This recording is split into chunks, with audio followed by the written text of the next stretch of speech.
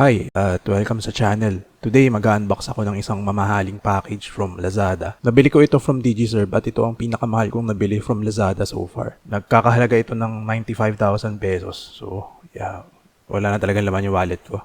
I ordered this on May 11. Dumating siya noong May 17. Medyo matagal na pack ng seller, I think around 4 days. Then si XDE yung nag-deliver. Kung mapapansin nyo sa package, 2 layers of bubble wrap siya, tapos may karton. Hindi kasing kapal ng ibang mga nabilhan ko before. So, ang kasama sa package ay Asus Zaku na monitor, Asus Zaku na B550 motherboard, at ROG Strix RTX 3070. Bakit ko nga ba sinayang ang pera ko dito?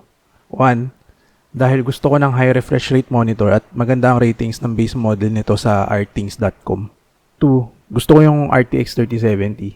Papatak na sa 60k ito kung ibababas mo yung presyo ng motherboard at monitor. At the time, nasa 80k ang presyohan nito sa iba. Nowadays, makakabili ka naman ng RTX 3070 for 60,000 pesos or even less. 3. Sakto may binubuo pa akong PC ulit at kailangan ko ng bagong motherboard. Ang masasabi ko sa package na to saksakan ng dumi. Literally madumi. Vinacuum ko muna yung mga pinagbalatan para di masyadong madumi yung paligid.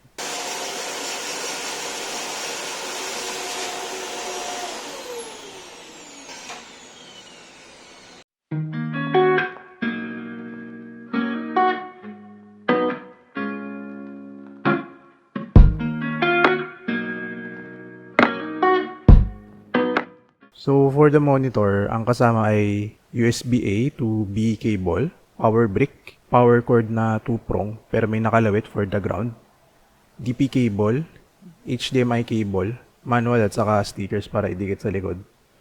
Sturdy yung stand at mabigat. Personal comment ko sa monitor I can confirm Rtings for the picture quality. So maganda talaga.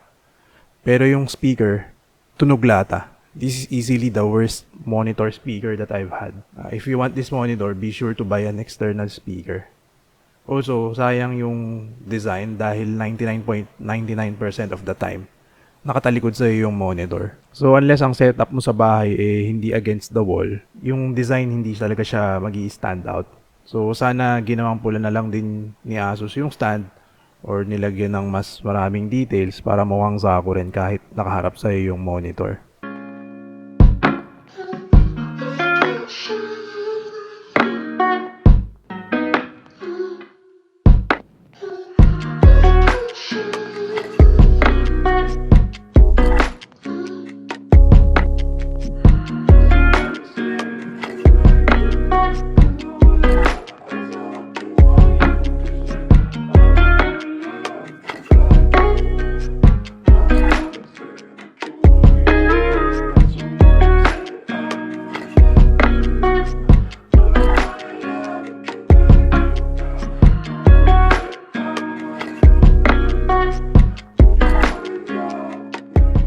For the motherboard, ang masasabi ko lang dito ay maganda itsura niya. Feature-wise, I think it's pretty standard for a higher-end B550 motherboard.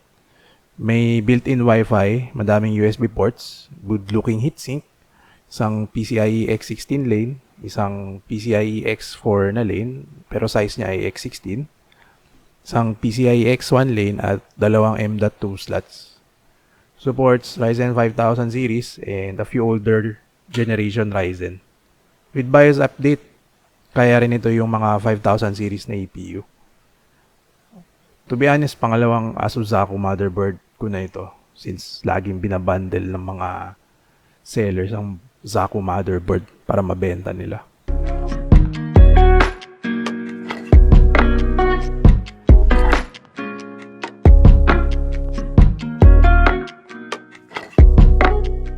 So for the Asus ROG RTX 3070 Strix, I was really excited for this card.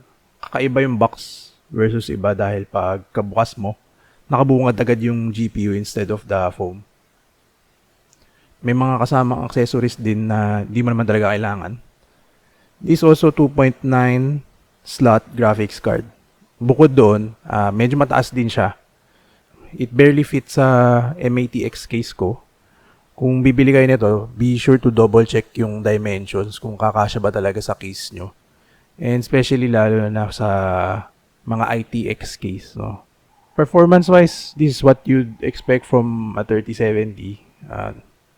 Even though top of the line siya ng Asus, it's still a 3070. Medyo mas malakas lang yung power limits niya, pero it's still a 3070. So if you are an overclocker, baka okay sa ito. Otherwise, I consider this bling bling. Yung RTX 3070 ko pala nasira agad after 1.5 months. Hindi ako makalaro ng mga AAA titles. Since under warranty, kinausap ko yung DigiServe. Ipinalalamove ko na lang yung GPU, and after 3 weeks, napalitan nila yung GPU ko. So, kudos to DigiServe for the warranty. So, yung DigiServe, ma-recommend ko sila sa after sales nila. Madali kausap, you just have to prove na sira talaga yung GPU mo. Kung ano man yung problema. Then, they'll ask you to return. Sayang din naman kasi kung hindi mo ma-prove na nasira yung GPU mo. Kasi bibigay mo sa kanila, tapos sabihin nila okay naman yung GPU, then ibabalik din sa'yo. So, to stop wasting time, they will ask you for proof, no?